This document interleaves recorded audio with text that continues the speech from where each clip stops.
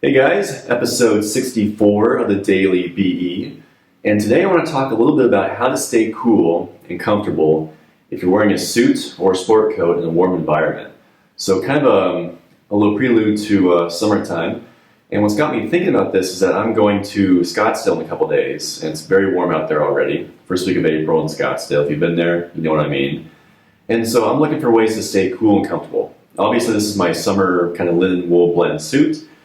But on top of wearing a good fabric, there are two things you can really do to help you stay more comfortable and cool and well ventilated. And that's really the key word, is ventilation. That's something that you can use to your advantage. The first thing you can do, you may have probably thought of already, skip the tie and unbutton a few buttons and let your neck breathe, which is very important. We lose a lot of heat around our neck, and so when we constrain it with a necktie, it's not really going anywhere. So opening that up will do a lot for you. Second thing you may have already noticed is your shirt sleeve. You can leave that unbuttoned too. Same theory, you want that ventilation to work for you. And if you have working buttonholes on your suit or your sport coat or your blazer, you know that jacket having a wider opening will help a little bit, right? But the better thing that will give you more bang for your buck is going to be unbuttoning your shirt sleeve.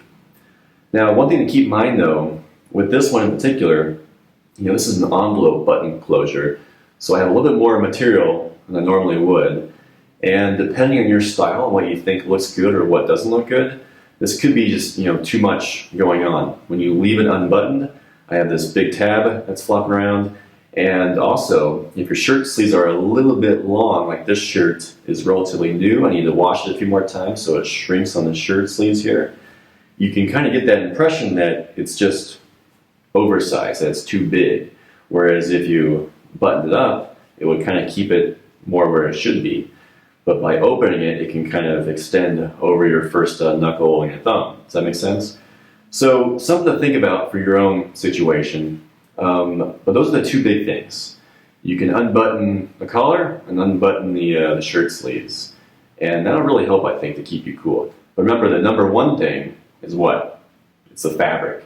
It's to ditch that kind of heavy, not quite breathable wool that may have been really nice and comfortable in the cooler months, and instead find something that's a lot more open weave, a lot more breathable, your linens, your cottons, your blends, and even cool wools, which we do have a couple of. And actually I have one coming next month, actually.